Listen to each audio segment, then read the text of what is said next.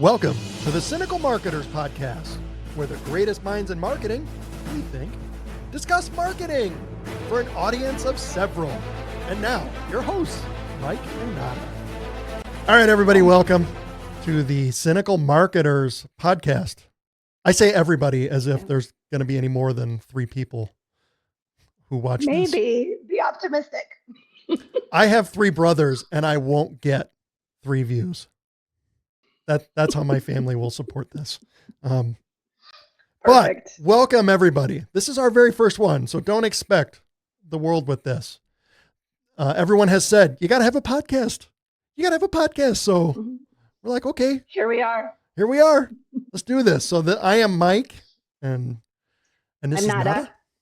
Mike and Nada here. We have known each other for many years, have worked together. We work in marketing, believe it or not. Yep. So, we thought, let's do this thing here. And we're cynical marketers because we have worked in marketing for a very long time and we have seen it all. So that's what we're going to talk about in this podcast. We have a goal. Everybody quits. I think it's 99% quit by the 20th episode. So that's our goal here. Yep. You are at episode 1 of 20. We're going to make it to 20. We're going to be a 1%er in the podcast world, I think. But that's what we're going to talk about is marketing stuff. Things we've seen, news, trends, things we like, things we don't like, which is I'm really good at talking about things I don't like. Yes, you are. So this is where we're at, everybody. Welcome to the first one. We appreciate it. If you end up watching this, thank you very much. Give us a follow. Yes, do whatever it is. I don't, I'm supposed to say, whatever podcasters are supposed to say, smash that like button or something. Please don't say smash that like button. I know. I don't know if that and we're not yet sponsored by Grammarly, so we're not really a real podcast yet. No Grammarly, no Tommy John ads. We're not official yet. Huel, that shaking food one. I think they're another big podcast person, but we don't have any of that. Yeah. But anyway, we ramble. That. All right. So this first episode, we just passed Black Friday, Cyber Monday again. So we're going to talk a little bit about what we've learned. What do we think about it and what's going on? So Nada, you've got a bunch of brands you represent, e-commerce. Black Friday, Cyber Monday was supposed to be big. What was your lessons this year? It was a rough one. I think that this whole month turned into a Black Friday, Cyber Monday month. Amazon started their sales at the beginning of November. Walmart and Target followed.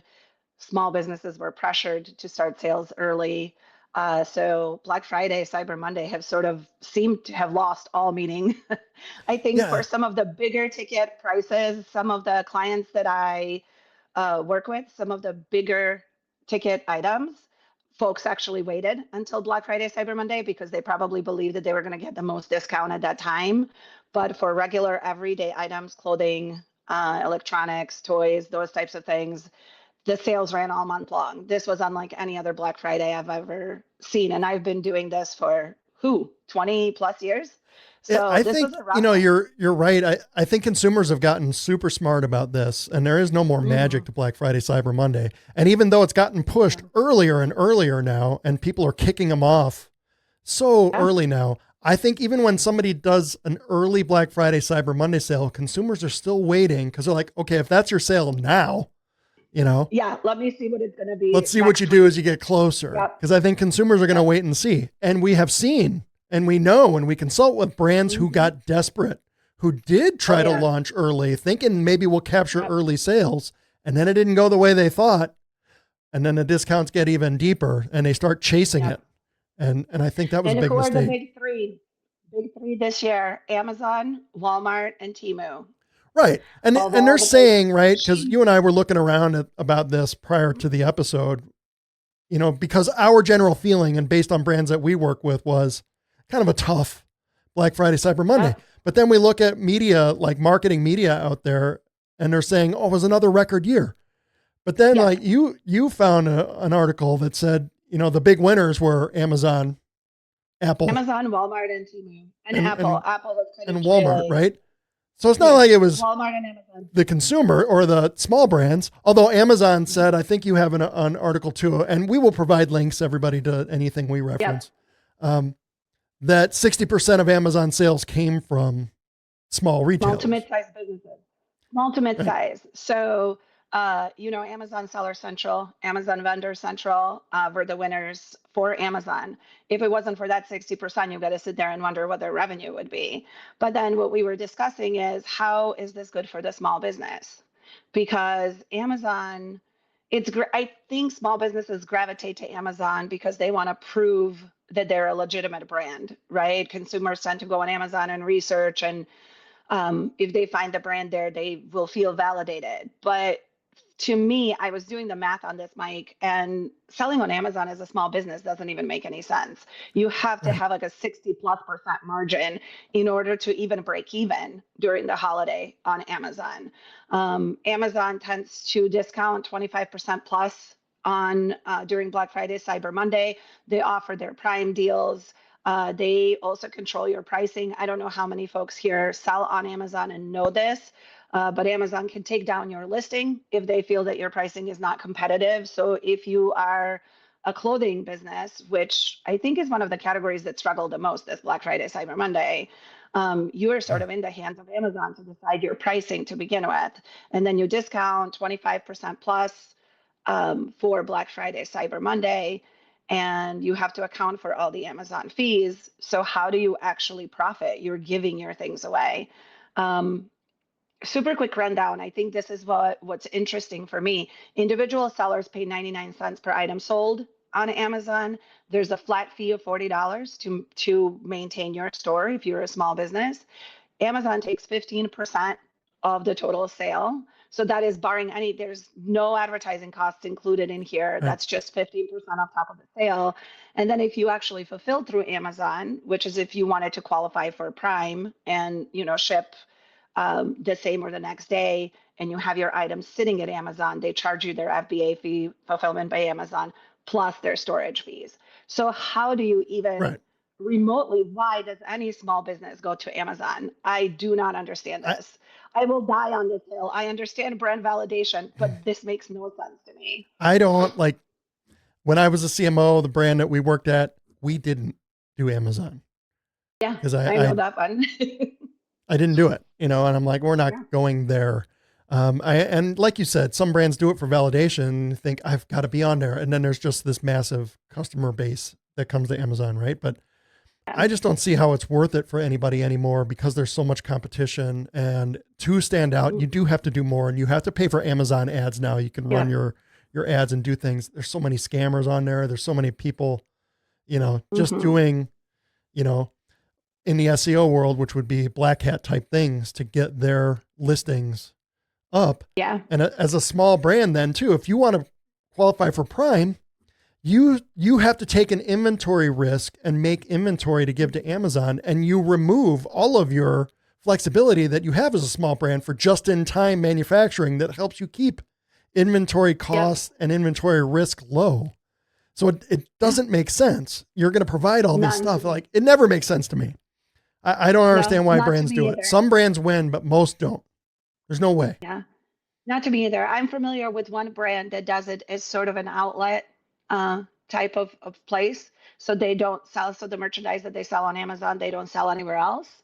And Mm. I can see if that would be beneficial if you were a huge brand liquidating, which, this brand is a larger brand, and I think they've done an excellent job managing their Amazon store because what they're selling on Amazon is exclusive to Amazon. But if you're a small business, everyday small business, like so many, Mike, that we work with, this strategy makes no sense to me. And Yeah, I Amazon, just, of course, you don't get the you don't get the customer data. So these aren't your nope. customers. These are Amazon's Mm-mm. customers. You don't Correct. get that. You don't get the relationship with anybody then because they're Mm-mm. buying through Amazon your product. You, as a small Yeah. business, if you go on Amazon, you are not a brand anymore. You are an affiliate seller for Yeah. Amazon. So Essentially, you I become an know some affiliate people think we partner. can do it as a customer acquisition tool, right? So maybe their first purchase on Amazon and then No. they'll come back to our website, but nobody knows you.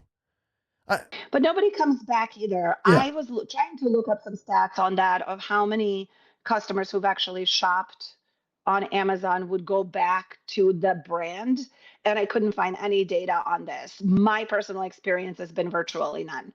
So, that's the reason I'm like, of course Amazon is topping the list of the most profitable, retailers this Black Friday, Cyber Monday, but at the expense of the small businesses. Yeah. And I think that's the part that no one in the media is talking about. Everybody is celebrating the Amazon success, but no one is talking about where it all came from.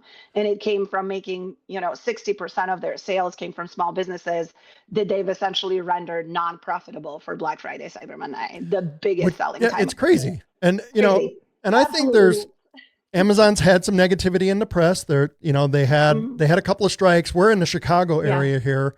There was a Skokie warehouse, which is near us in the Chicagoland area. They were one of the people who went on strike, some of the delivery drivers.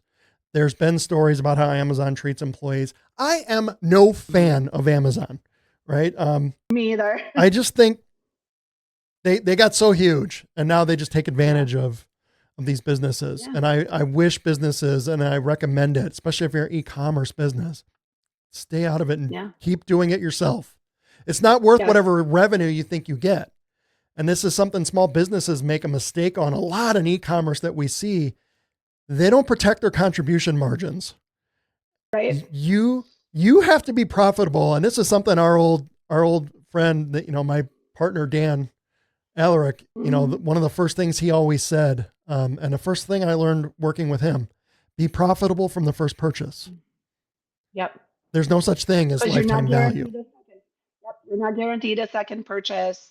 Yep. And why would you just want to give your items away to Amazon? You're giving your business away to Amazon. You're not making any money. None of those small businesses were profitable on Amazon this Black Friday, Cyber Monday, considering the fees. So it's a really interesting. I thought it was a really interesting trend. I don't believe they were at 60%. I think they were just a little bit above 40% last year in terms of small business contribution to their Black Friday, Cyber Monday period. But there's just so many listings now. Like there's no way for you to stand out. Unless you're going to invest significantly in it. Yeah. And then my question is, if you're going to invest so much to try to promote your listings to make sure you're a top listing in some search, why wouldn't you do that same effort, like on an SEO basis, to actually bring people to your own website? To your own website. Yes, exactly. In your properties that you own. So you get customer data, you get their emails. These are your customers. They're not Amazon's customers. And if you think it's an easy sale, you are inviting the vampire in to your house when you work with them. It's just not. And I don't know if a lot of these folks are just like you said, Mike, like maybe, drop shippers, white label type of folks. But any of the small businesses I work with, I would not recommend. This doesn't make any business sense to me. You're just giving your product away. Yep. But of course, Amazon, Walmart, Temu, Shein got booted. That's another one that I think we can talk about the clothing side of Black Friday, Cyber Monday, because the clothing category was the lowest, has seen the lowest growth year over year. Mm-hmm. So again, toys, electronics. We've worked in clothing. That's primarily what we both have done is e-commerce, direct to consumer clothing. Mm-hmm. And I just think the category is so saturated. There are so many, and the barrier to entry to create a new clothing brand. Well, when we say clothing, it's somebody, printing, using 3PL to print t-shirts. Yeah. Even t-shirts. Or since anybody can get an SNS account, everyone orders the same stuff and then, has a next level 3600 t-shirt and says we're a clothing brand, and now we're on Amazon. Yeah. I think clothing has really gotten saturated. It's really difficult to stand out. That's where having an actual brand allows you to stand out, but that takes time. Yeah. It's really hard. Our clothing brand was Grunt Style. We'd say it. Yep. But, that we can say it wouldn't work today if we tried to start that today. No way. And if you wanted to start a clothing brand, oh my gosh, I don't know what I wouldn't. No, there's no way. would not even make my top 10 list of businesses to start, honestly. And barrier to entry is low, and you can do it. Yep. Like if you use third-party logistics and who can do printing and fulfillment for you, your margins are really low, which essentially makes you an affiliate, right, of Printful essentially, or one of the others, where you're just getting a commission and you're marketing Yeah. for them to get them their sales. But Yeah. it's just such a challenge that clothing it's so saturated. And I think too, It it's a is, but general trend. I know these e-commerce brands are saying, or these companies are saying that e-com continues to go up. mhm, My feeling in the next 5 years is that I think we might have reached peak e-commerce and that people maybe. are getting kind of sick of it. And I think it was Well, eMarketer. eMarketer had a report a little while ago yeah. within the last month or so that, they Mhm. did a survey and showed Gen Z, over 50% of them prefer to shop in a store where Yep. they do their research online, but then to purchase, Mhm. they go to the store, which is opposite of what it's been in the past, where everyone used to go to Best Buy to look at a camera or electronics. And then you go to And then Amazon purchase to online. make the purchase. Yeah. So But then, my gut feeling is that we might have reached peak e-commerce because there's so many bad actors out there. Things are mhm. turning bad for it. Yeah. Costs are going up. Your delivery speeds are going down. Even Yep. Amazon Prime, they've had trouble. You're not getting things at prime Mhm. speed anymore. You can go look on the internet and find comments on a lot of things about how slow it is and is Prime even Yeah. worth it anymore. So Yeah. I think it's coming Yeah. A back to lot of folks are reality talking and about that brick and mortar, it has to be done right. I think one of the problems with brick and mortar was their square footage was wrong. But it. when Yeah. they figure out their square footage per dollar of revenue, I I think don't we're going to know. see a resurgence. I think we're already seeing a resurgence, though. I mean, like I think you and I have talked about this. My son and I recently, a couple of weeks ago, went to Mall of America, and it was packed, Yeah. absolutely packed. And yeah, that's a little bit of a tourist destination. I get that part, but every store that we went to was super, super busy. And there were a ton of stores in that mall that were traditional stores that you would have seen, even 10 years ago, but a lot of them were new. And I think we're seeing that across the board, even in Chicagoland, like, the Schaumburg Mall, Woodfield Mall. I will never call it anything else. I don't know what it's called now. Is it not There, Woodfield we're Mall? seeing, I don't think so. I think it's something different. Oh, I don't know. Um, It's Woodfield Mall to but me. Yeah. Oh, yeah, same here. But that place is packed all the time. Oak Brook, Yorktown, Yorktown's places always that are busy. close to Naperville, though, class, always, always I busy. don't drive anywhere Um, near Yorktown Mall ever, yeah, yeah. ever. So I think we are seeing that though. Even the mall over in what is that, Bloomingdale or Carroll Stream, Stratford, that a couple years ago was absolutely dead. Like almost every store moved out of there because they had Carson's and Sears, which all closed. They've really, they're starting to get traffic The there again. area is super busy. They're Stratford Square Mall, Yeah, they shut it it's down. wild. They're tearing it Yeah, down, actually. Um, Sad story. My mom, yeah. this is one of my memories of my mom. I was homesick from school, and it was the pre-opening for Stratford Square. So my mom and I were actually one of the first shoppers You're in dating yourself, but Stratford that's Square. I all think it was right. the 84, 83 or 84, somewhere in that neighborhood. I don't remember the exact date Stratford opened, but I remember being there for Yeah. pre-opening. They didn't even have the That's grand opening yet. amazing. That's so So cool. homesick from school, my mom took me. But That's yeah, awesome. Go mom. e-commerce, it's the challenge for everybody and the things that people don't do anymore that made brands like Grunt Style very successful. When you see brands who Mhm. are successful, it's it's not their website design or anything like that. It's that they Yep. also do other things to create a brand and they Create a create something for community. people to connect to because you can Yes. buy shirts from anybody, but it's Yeah. that logo, it's this connection that people want to have with a brand and people still Yeah. crave that kind of a thing. I think They people want to still know who like they're that. buying from and are you terrible Right. people? Yes. Are you using slave I agree with labor that. or children overseas to make Right. your stuff? People want to know those things. So they want to know more But about the but brands. ironically though, Timu was, top three. And it beat in last year, Sheen was in top three retailers.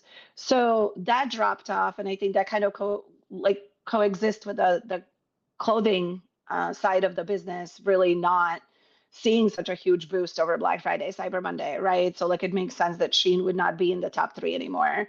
But I think the customers are getting savvy and they're looking outside of traditional retailers online for better deals. Like Mm-hmm. Temu was huge this year, which is Yeah. crazy. It's But it's another one. I just, again, like you had said, I don't like Friday, Cyber Monday. It just doesn't have the magic anymore. It used to be no, such a thing. It was an event for us in marketing, for us right. in e-commerce and direct to consumer. It was our Super Bowl, you know, It was. it was And I think yeah, maybe for some brands it still is, but I'm not feeling that sense this year. It was lessened last year. This year definitely did not feel like it. It just felt like a month and a half worth of promotions. Interestingly enough, though, I think we should touch on, since we're talking about retailers like brick and mortar retailers and online, December 22nd and 23rd, so 2 days before Christmas, almost 40% of online orders were order online, pickup in store. And I think that is a very telling statistic. I think that was only at around like 17 or 18% last year. well, So that jumped up huge. So I think that if you are even a small local business, this is something you need to consider.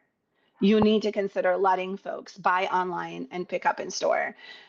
First thing I thought of when I saw this info was, downtown Wheaton, right? And all the boutique stores that are there. yeah, All of them have websites. All of them also sell online. Majority of them do pick up in store. And I thought that was such a great example of, even if you're a small boutique place you have a single location in a town, that's something you should definitely market to your customers. That's a big call to action for next year. Order online, pick up in store. So you need a website for sure, right? If you don't have one that you're yeah. selling, if you're selling product and you don't have a website, you should have one. And if you do have one, definitely, pick up in store. Order online, pick up in store. Don't come to us Big. for your websites, by the way. For marketing, yes. Not to build your website Not though. websites. We know people. If you want a We referral, know I've got some great people that we Yeah, know. absolutely. But don't come to us But for that. We don't do 40%, that. 40% of sales, Mike. That is wild to me. It's Order crazy. online, pick up in store. It's, Like I I mean, saw that geez, stat, if you're a I think business, it's stop doing eMarketer that. about Gen Z Mhm. and wanting to pick Yeah. up. And I think some of that too is about Mhm. delivery speed is Yeah. nothing, to write home about anymore. And Right. do you trust delivery? Are your orders going to get lost? Are they going to get stolen off your porch? And how long do people want to wait for these things now? If I can People don't want to order wait. online and pick up in store, I can go get it now and have it, Yeah, people don't want to wait. and I don't have to wait anymore. And for any one of the possibilities of things to happen where my order disappears between, when I ordered it and when it shows up. So, Right. I think it makes sense. And I think it's a trend, a greater trend about e-commerce in general, that Yeah. consumers are changing. They are savvy to things. The things that all used to Mhm. work just don't work anymore, um, Yeah. on tricks and discounts and that kind of a thing. The tried and Yeah. true, you have to build a brand. You Yeah. have to actually have a brand that people connect to. And Yeah. that's what you have to build, for whatever it is that you're Yeah. doing. Otherwise, Yeah. you're just an affiliate, and go sell on Yeah. Amazon and try to get yourself Ugh. listed for whatever your product is. You're not, and that's fine. There's nothing wrong with that. But if you want to stick Right. around for a while, you have to build a brand. That's it. I don't know. I feel like Amazon is one of those hills I'm willing to die on for small businesses. Like, don't even go close to it. It just, unless you are drop shipping, unless you truly have no upfront cost, and you're white labeling or drop shipping, this makes zero sense to me. Like, do not send Amazon your inventory if you're a small business, Oh my small, gosh. really, oh gosh, like thinking under 1 million in sales, like this is not your playground.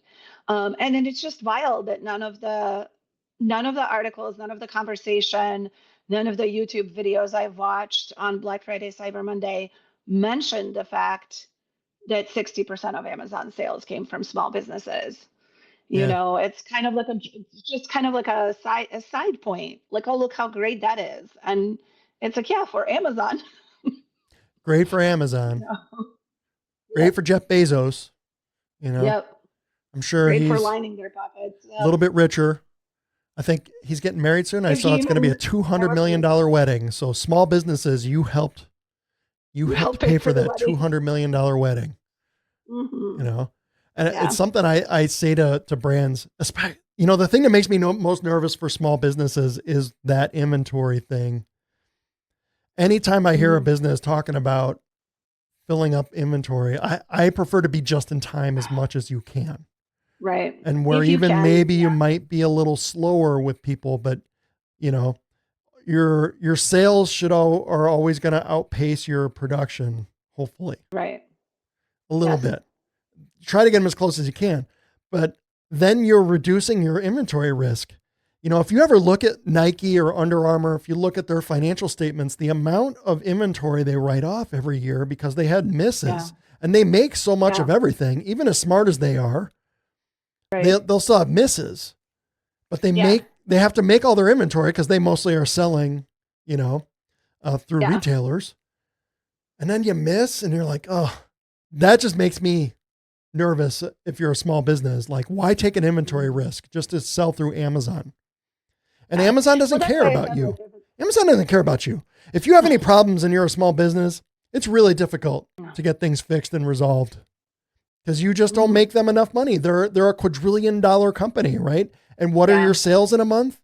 If you do 10,000 a month in sales, to you, you're like, man, that was a great month. To Jeff Bezos, you know, that's 9:05 to 9:06 in the morning. Yep. Right. Yeah. I don't know. I don't think it's a good idea. That is also my unpopular opinion. I feel like it's a hill I'm willing to die on. Do not bring your business to Amazon unless it truly makes sense for your business. Like said, that one, one of the 3 or 4 people who watches this episode might disagree with us greatly, and you know, Mike, let's be optimistic. Maybe 5 or 6. I don't know. Oh, that's optimistic. You know, that would be very optimistic. Yeah. So overall takeaways from Black Friday, Cyber Monday for me was meh. Just it's another year. I just don't think there's anything to it. And marketing has yet again ruined something that was once great. I don't know if it's marketing so much as corporate greed. I feel marketing gets the crappy end of it, right? Like we get blamed for things not working. I think we deserve it on this one because Black Friday, this is what happens in marketing, right? Black Friday's so good. What about doing it on Thursday? Why wait till Friday to run our sales? And then it just started creeping, right? It's you've worked in email for years and years. This happens all the time in email. You do one email, 1x emails does X number of sales.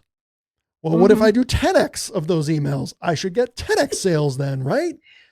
Yeah, and this is when brands start creeping their emails up because of marketing. I worked in a company several years ago where the CEO was adamant that the more emails that we send out a day, not in general, but a day during Black Friday, Cyber Monday, would that much, times the sales. And we try to explain, like, if you're sending to the same audience 4 times a day, I know. If they're going to convert from the first email, second, maybe. But now if you've sent them 4 emails in a single day, they're unsubscribing. They're done. Know. And I blame us in marketing, but look at it, the second we have a sales dip, we all get fired. So, yeah, that's true. The very second. We're responsible for all the good, the bad, and the ugly. And even sales gets credit for all the wins. And if sales go away, it's marketing's fault. Yep. When a company wins, it's because sales was able to convert the crappy leads marketing gave us. And when they can't, it's because the leads are so crappy, they can't do anything with it. And it's marketing's fault. It's always our fault. When sales gets back from the golf course, they'll let us know. This is giving me like PTSD from our time together about 10 years ago. Yeah. So, okay. Well, hey, good discussion, folks. If you tuned in, thank you so much. Make sure to give us a follow. Thank you. If you're a marketing person or a business person and you would like to be a guest, we're certainly looking for guests. And if you watch this whole episode, holy cow, thank you. But wouldn't you want to be a part of this? Let us know. We're looking for guests. Right? Yes, absolutely. This is the end of our first episode. Not a you're a podcaster now. Oh, I feel official. I know. I can now put this on my LinkedIn. It's good times. Yeah. We're just a little bit away from being influencers. And maybe LinkedIn thought leaders. You're getting there though. Your last post had a ton of engagement, if I recall. So I looked, so my year for LinkedIn, I was looking, I had 210,000 impressions for the whole year on LinkedIn. 105 of them came from that post that I just did a couple of days ago. That's what I figured. Yeah, it doubled my whole year. That one silly post I did like on the 27th of December. So we're gonna have to link that in our description for the podcast so folks can see what we're talking about. It was a great post. In case you guys really don't believe us that we are cynical marketers, you should see this post from Mike. I know, and off track a bit on this one here, but yes. There was a guy that came and commented on there, and I didn't reply to him because I typed out like 8 different ways to reply, and discretion is the better part of valor. I said, oh, don't pick this. But he came on and said, whenever I see posts like this of marketing making this complaint, the irony always strikes me of your inability to even market yourselves within your own companies. Within your own organization. I did see that post. That made me so mad. I'm like, you're saying this on a post that like has 900 comments on it. All marketers who have all felt the same thing. It has struck a chord, so there must be a thing. It can't just be me who sucks at marketing myself. And I do, but it can't just be me, Yeah, that annoyed me. That thing. I almost was going to tell him like, I'm like, my comment was going to be something like, yeah, I like irony too. Like the irony of someone making a comment like this on a post with, 150,000 impressions now. Right. But I didn't know if 150,000 is good or not. Like it's great for me. Right. But I'm like, it sounds like, then I got in my head. I'm like, well, now it sounds like you're bragging. And then someone's going to be like 150,000 impressions. That's a bad day for me, so I don't know. But interestingly though, what I got out of that comment is that we as marketers are almost the only department in any company I've ever worked with, and I've done this for the last 25 years, who constantly has to prove ourselves. Yeah. So the expectation from this gentleman who posted that comment that we have to market ourselves to our leaders even after we've been hired to do the job because of our experience and expertise.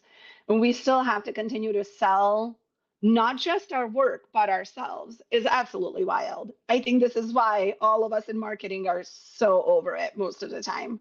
Like this is why we're all cynical marketers. I've always said about it, right? Because one of our taglines is we've been doing this since before your nephew, because you always get that kind of a thing. And because someone has an Instagram account, they think, well, I have my own Instagram account. I can do social media. How hard is it? Take a picture and post it, because everyone does it and everyone sees marketing. This is what I've said for years is I'm like, everyone will come in. If you're working in the office, people will knock on your door and be like, hey, I got an idea for something we can do. Hey, I saw that last video. You know what we should do? You will always hear from people within the business. Nobody goes and knocks on accounting's door ever and says, hey, I was looking over our financial statements. Did you think, I was looking at how you were amortizing some of our capital assets. I have some suggestions. No. Nobody does that. Can you imagine though? Right. That would be horrifying. You go to the attorney, I was looking at this contract you sent for me to send to our client. I have thoughts on paragraph 4, I use ChatGPT. And ChatGPT told me your contract isn't good. Nobody does that, but everybody comes to the marketing office. Hey, you know what you guys should do? Or Helen from HR. Helen from HR is one of my characters I always have in videos because she doesn't like the font. I know it is.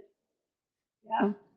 There's somebody who always like, and you're in a business too, because we've done a lot of consulting and I have done like fractional CMO work for the last several years.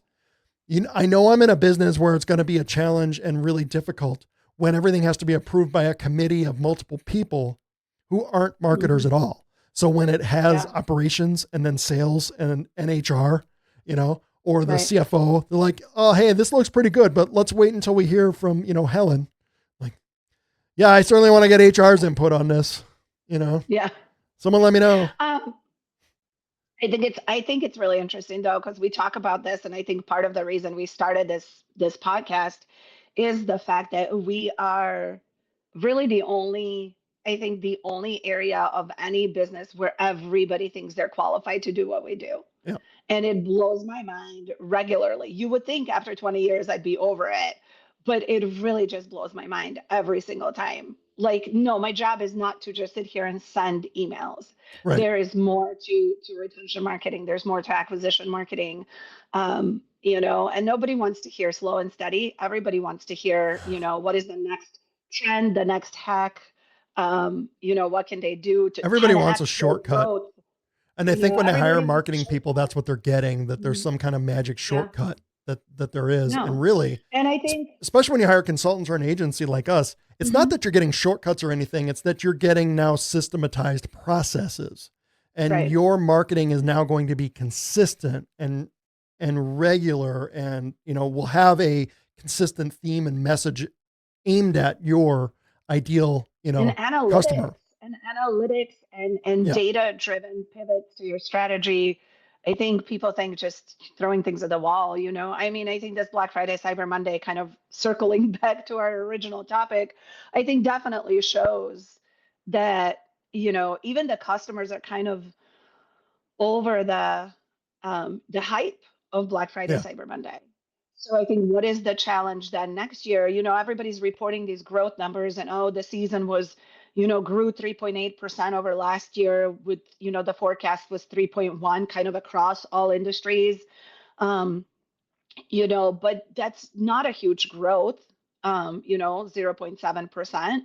And I think a lot of that is again accounting for small business contributions, and that small business Saturday was not actually one of I think it was flat year over year from the data that I've seen. So I think just kind of going back to this Black Friday, Cyber Monday, like, what are you going to do next year, and how do you think that you're going to execute this without marketing people, without marketing experts to help you? Because the climate is changing. The consumer is changing their behavior. They're going to Temu. I will tell you, this is what I tell brands, and this is something I learned years ago and something that I've always thought. The biggest indicator of your success for Black Friday, Cyber Monday is your email list. Mm-hmm. So you should be spending your year growing your email list, because that's a captive audience that you can speak directly to. You need to grow your email list all year long. And especially if a significant part of your revenue you're counting on for the fourth quarter, then you should be growing your email list, because that is the biggest indicator of success. Because if you think you're just going to run ads or something and you're going to cut through the noise, everybody's running ads. My December ad spend on my clients, like CPMs just went through the roof. Cost per acquisition doubled in some cases just for December, because everybody started throwing money into the ads. You get to speak directly to your customers in email, though. So you need to, I say this all that's the time. your list. Your list is your biggest indicator. Yep. Your acquisition efforts should be happening Q1 through Q3. And then you should kick in, obviously retention all year round, but you should kick in high gear retention Q4. That's really what's going to drive your business. Especially if you're a small business, if you're a six figure business trying to get to 7, that's your goal, is growing that email list, growing that SMS list, growing that community, giving them exclusive discounts, building loyalty. Build loyalty on your own website. Don't give it to Amazon. I know. I don't get it with people. Build it. Build your own stuff.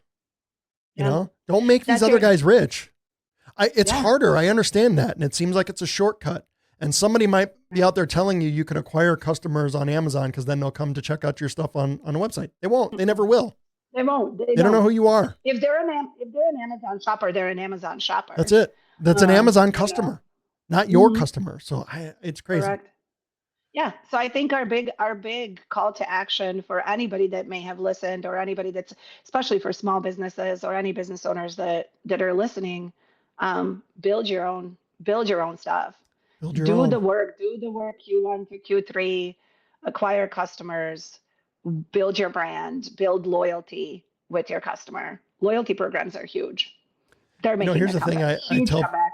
here's the thing I tell businesses, and then for some reason, Round Two Up Marketing is not a bajillion-dollar company, and maybe this is why, but marketing is hard. It takes time, and it still might not work.